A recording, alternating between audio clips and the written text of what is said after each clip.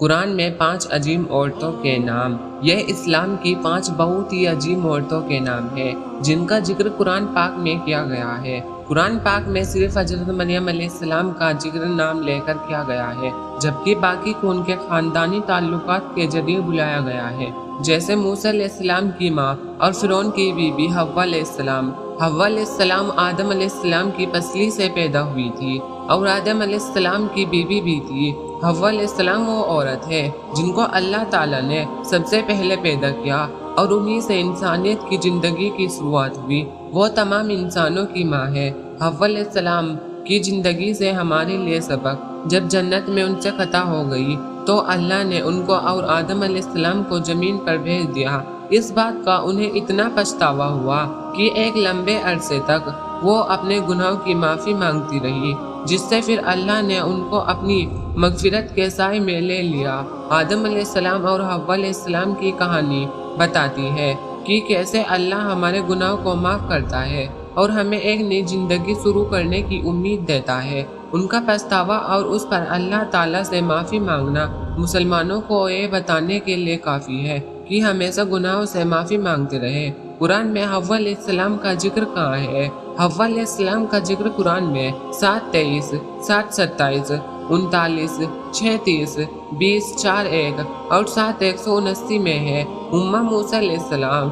موسیٰ یعنی موسیٰ علیہ السلام کی ماں، جنہوں نے موسیٰ علیہ السلام کو مصر میں فرعون کے دور میں جنم دیا، لیکن فرعون نے بچوں کے قتل کا حکم دے رکھا تھا، اس لیے اللہ تعالیٰ نے موسیٰ علیہ السلام کی ماں کو حکم دیا کہ ان کو ایک ٹوکری میں رکھ کر سمندر میں ڈال دے۔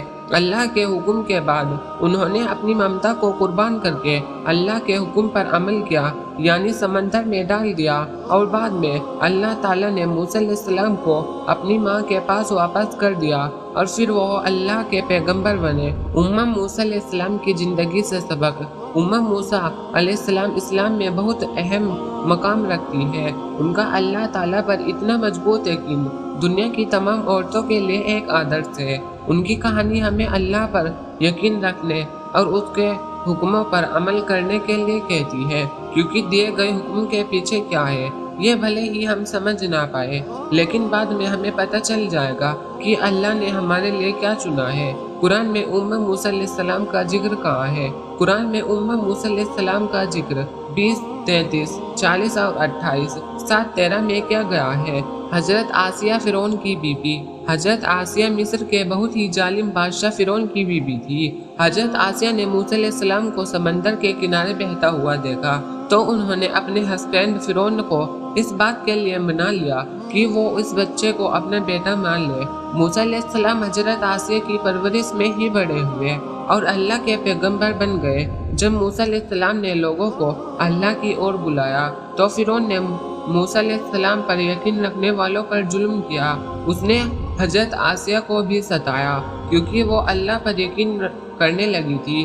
عیش و آرام میں رہنے کے باوجود انہیں اس بات کا یقین ہو گیا تھا کہ اگر اللہ کے حکم پر عمل کیا جائے تو وہ اس کے لیے جنت میں ایک گھر بنائیں گے، اس لیے انہوں نے اللہ کے حکم کو پورا کرنے میں اپنی جان دے دی۔ حضرت آسیہ کی زندگی سے سبق: حضرت آسیہ کے اندر اللہ پر اتنا مضبوط ایمان تھا کہ وہ فرعون جیسے ظالم بادشاہ کے سامنے ڈٹ کر کھڑی ہو گئی۔ ان کی زندگی سے ہمیں یہ سبق ملتا ہے کہ ہمیں زندگی کے عیش و آرام کے پیچھے نہیں بھاگنا چاہیے اور اللہ کی خوشی کے لیے ہر ایک قربانی دینی چاہیے۔ قرآن میں حضرت آسیہ کا ذکر کہاں ہے؟ حضرت آسیہ کا ذکر قرآن میں 28، 7، 9 اور 66، 11 میں کیا گیا ہے۔ موسیٰ علیہ السلام کی بیوی۔ موسیٰ علیہ السلام جب مصر سے مدین آئے تو وہاں ایک واقعہ پیش آیا جس سے لوگوں پتہ چلا کہ موسیٰ علیہ السلام بہت ہی ایماندار اور پرہیزگار آدمی ہے۔ وہاں پر حضرت شعیب علیہ السلام کی بیٹی موجود تھی۔ انہوں نے یہ بات جا کر اپنے باپ کو بتائی۔ پھر بعد میں حضرت شعیب علیہ السلام نے حضرت موسیٰ علیہ السلام سے ملاقات کے بعد اپنی بیٹی کا نکاح موسیٰ علیہ السلام سے کرنا چاہا۔ وہ یعنی ان کی بیٹی ایک بہت عقل مند عورت تھی، یہ جانتے ہوئے کہ موسیٰ علیہ السلام اس وقت بے گھر ہے، ان کے پاس کچھ بھی نہیں ہے، پھر بھی انہوں نے موسیٰ علیہ السلام سے نکاح کر لیا۔ موسیٰ علیہ السلام کی بیوی کی زندگی سے سبق: یہ ایک بڑا واقعہ ہے جس میں کئی سبق ہمیں ملیں گے، لیکن ان کی زندگی سے ایک بڑا سبق یہ بھی ملتا ہے کہ ایک عورت کو کسی مرد کی خوبیاں دیکھنی چاہیے، نہ کہ اس کے پیسے یا اس کی زندگی میں آنے والی چیزوں کو۔ قرآن میں موسیٰ علیہ السلام کی بیوی کا ذکر کہاں ہے؟ موسیٰ علیہ السلام کی بیوی کا ذکر قرآن میں 22-28 میں ہے۔ مریم علیہ السلام جن کو میری بھی کہا جاتا ہے، وہ اکیلی عورت ہے جن کا باقاعدہ قرآن نے نام لیا ہے۔ صرف یہی نہیں بلکہ قرآن کی 19 سورہ کا نام بھی انہی کے نام پر رکھا گیا ہے۔ وہ پیغمبر عیسیٰ علیہ السلام کی ماں تھی، جنہیں یوسف کے نام سے بھی جانا جاتا ہے۔ وہ قرآن کی سب سے عظیم عورتوں میں سے ایک ہے۔ مریم علیہ السلام کی زندگی سے سبق۔ عیسیٰ علیہ السلام جب پیٹ میں تھے تو وہ بہت مشکل وقت تھا، جس کو قرآن نے بھی بیان کیا ہے کہ لوگوں نے ان پر گناہ کا الزام لگایا اور بہت برا بھلا کہا، لیکن انہیں اللہ کا حکم تھا کہ خاموش رہو، تو وہ خاموش رہی۔ پھر اللہ نے ان کو الزامات سے کیسے بری کیا، یہ جب آپ سورہ مریم پڑھیں گے تو سمجھ جائیں گے۔